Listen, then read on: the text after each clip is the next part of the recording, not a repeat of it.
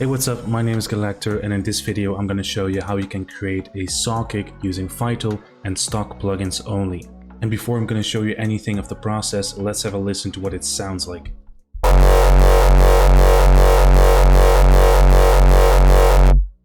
I really love these type of kicks. It really reminds me of the new Rebellion style.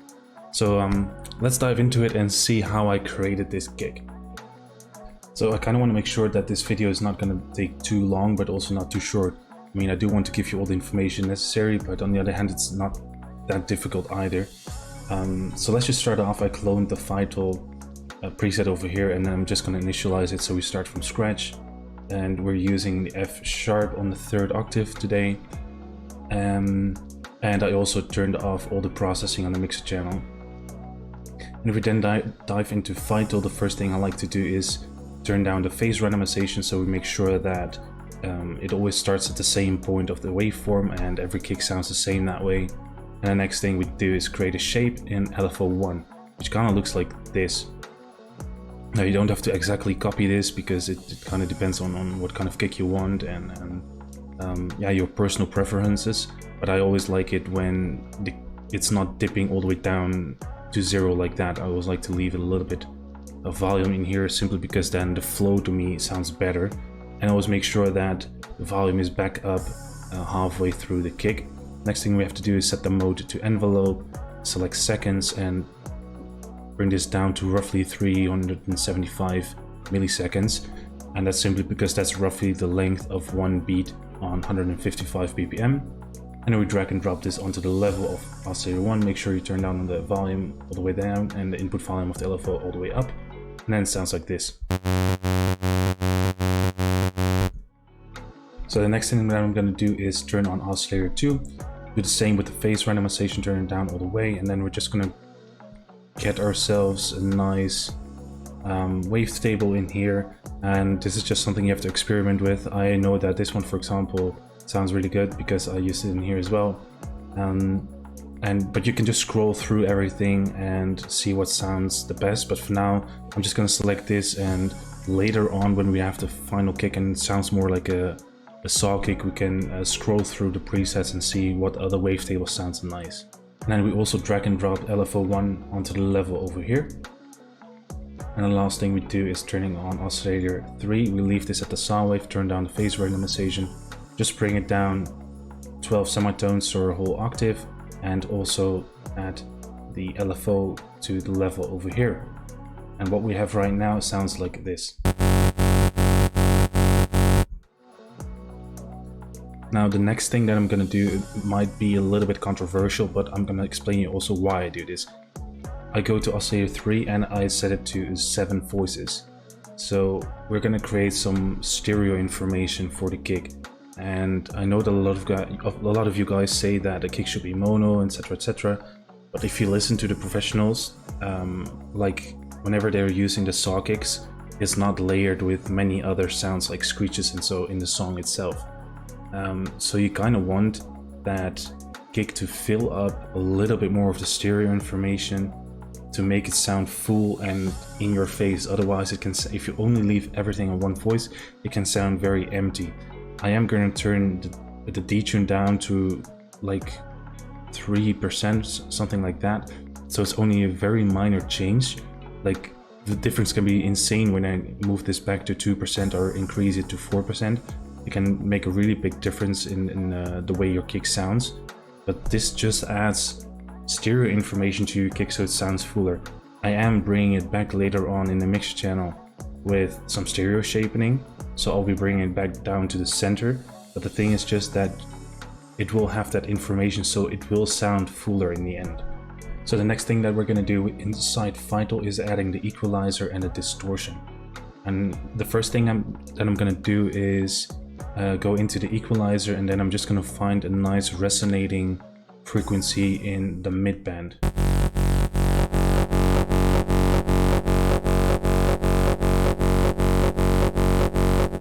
That sounds good to me. It gives like a little bit of that mid-crunchy feel that you get from those saw kicks already.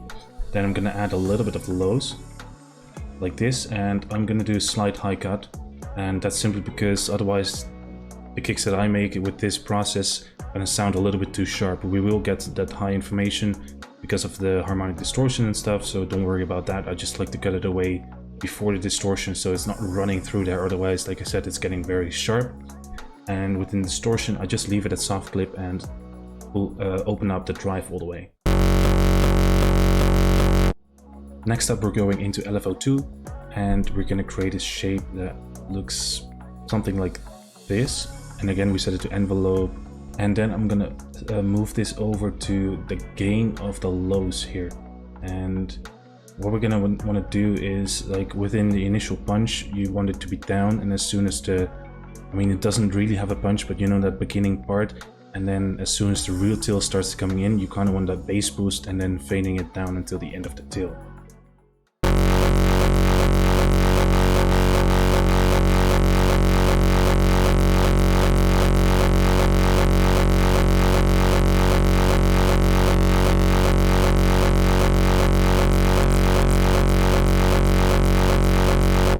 This gives a little bit more of a movement already to the gig. Next up, we go back in here and we turn on filter 1. Make sure that only oscillator 1 and 2 are running through it. And then we're gonna choose the low high flange plus filter from the comp section. And this is simply a matter of playing around with the settings of the cut and the filter. So I'm just gonna play around and see what sounds good.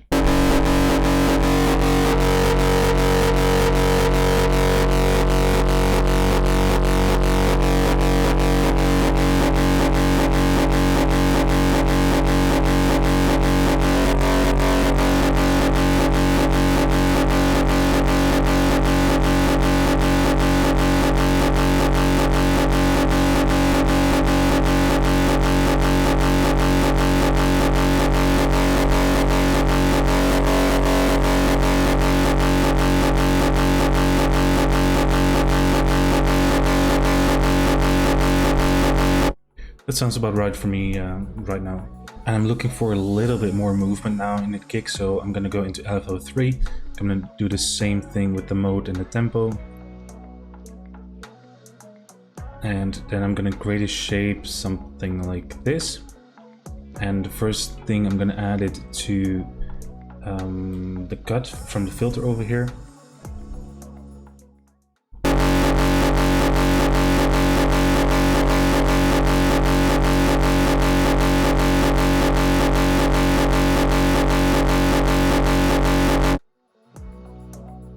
And the other thing that I'm going to add it to is the frame from Oscillator 2.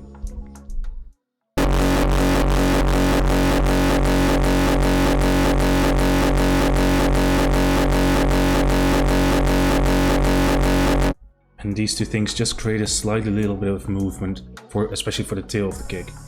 I just forgot to mention, for the distortion, you have to add the pre-filter as well, and then play around with the resonance and cutoff.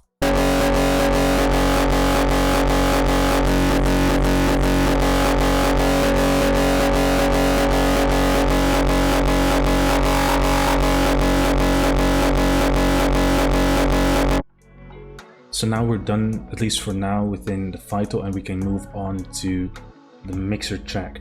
So I'm going to turn everything on here, and then we start from scratch by the first one. And the first thing that we're going to do is an EQ, and I named everything like according to the function that it has, and this is really creating the tone of the kick. So this is what we have right now.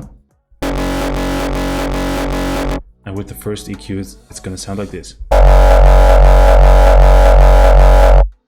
So what we're doing here is boosting the fundamental of the bass frequency with one band, and really spike it, and then also create a few bands over here to boost the resonating sound from the kick.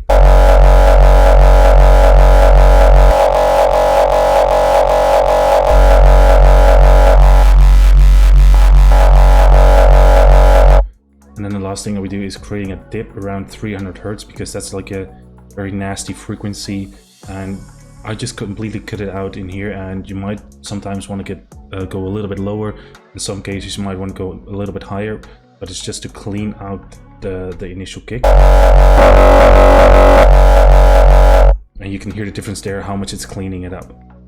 Next up in the chain we find a Waveshaper, and this is something you should watch out with, because if you overdo this, your kick is just gonna sound like a complete fart or something, and it's gonna be really bad.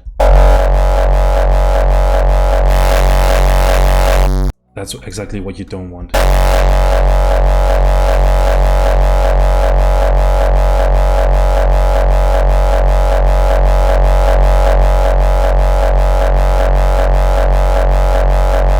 You can play around with the pre-mix and the post a little bit, but always make sure that you don't overdo the wave shaping in the attack of the kick, and with the tail you can move it up a little bit.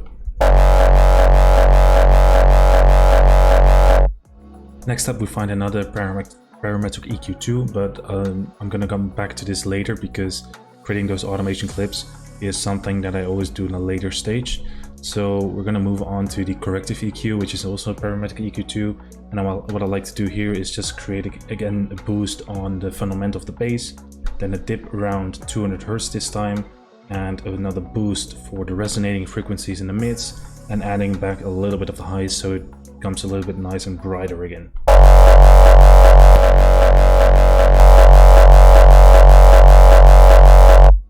Next up I'm using the Inflator preset for Patcher from Frank Paul, and then you go from this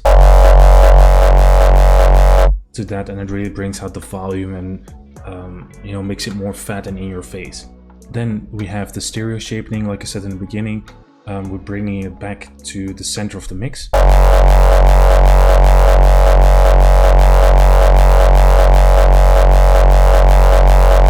And you can clearly hear the difference there. And then last but not least, we have soft clipping going on.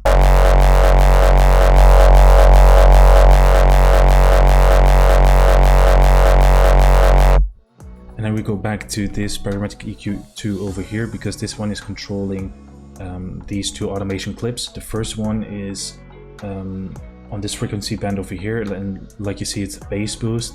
So I leave it down at the initial part of the kick, so like it's pretty much the punch, and then as soon as the real tail starts, we're opening up the bass. It's kind of similar to what we did with LFO2 here to this low band over here, and this is just to emphasize that oomph feeling, to get the bass really out there, and then letting it float down a little bit to the end of the kick. And the other one is creating a bit more of a crunch, so it's really boosting that resonating frequency, and then together it sounds like this.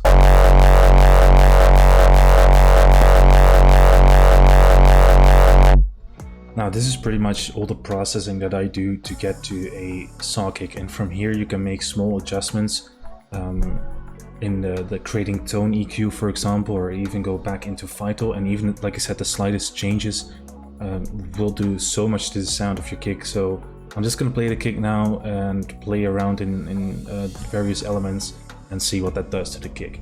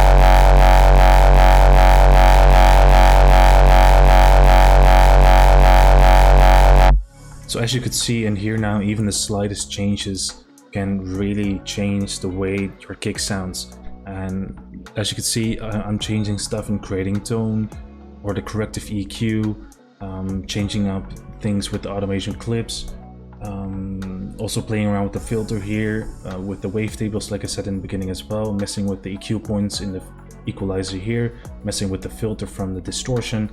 All of these things can really change the way your kick sounds. As you can see me doing, also playing with the voices and the Detune over here, and that's one of the reasons why I like saw kicks so much. There are so many possibilities, and you know, sometimes you're tweaking for maybe an hour until you find the perfect sweet spot for your kick. So this is something I can really recommend to you guys. Really try to make all these small changes and just play around with it. Maybe save the presets during the process so you can always refer back to it, but allows you to really enhance your saw kicks. So I hope you learned something from this video, and I hope that you're just going to go ahead and use this method to create your own kicks. Soon I will be launching my new sample pack, which is going to be called Raging Rawstyle Kicks 2. Raging Rawstyle Kicks 1 is already out. It was one of the first videos that I uploaded to my channel, and it only had a few kicks in there. It's still available for download, but Raging Rawstyle Kicks 2 is going to be something completely new. As you can see, I have a bunch of 909s that you can use to distort, EQ distort to create kicks. I have a bunch of artist style kicks that are recreated. There's going to be a lot of bonus samples from drums, loops, some presets for serums, even some vocals, and all of these vocals are custom made, so they're unique. I collaborated with a few vocalists for that. Then there's going to be an insane demo FLP. I will also upload a separate video about that soon. Friend of Fire is going to be something that I'm going to keep a secret for now, but it's going to be insane as well. Then we have a bunch of kick parts, so transients, punches, subs and tails, and there's going to be a lot of different kicks. So I made some creative kicks, maybe a little bit crazy, but they can be useful in your tracks. A lot of gearbox style gated kicks, really rough ones, stuff like that. Then I have a bunch of kick families, so these are similar kicks, but every kick has a different character, so the punch is a little bit different, or the crunch has a little bit more bass or a little bit more crunch, and this can be really useful when you use it in the same drop, just to give it a little switch up. I have a bunch of raw kicks in there as well, just the classic raw style kicks, raw psy kicks, stuff like that, a bunch of euphoric kicks, and these are pitched from D1 to G2.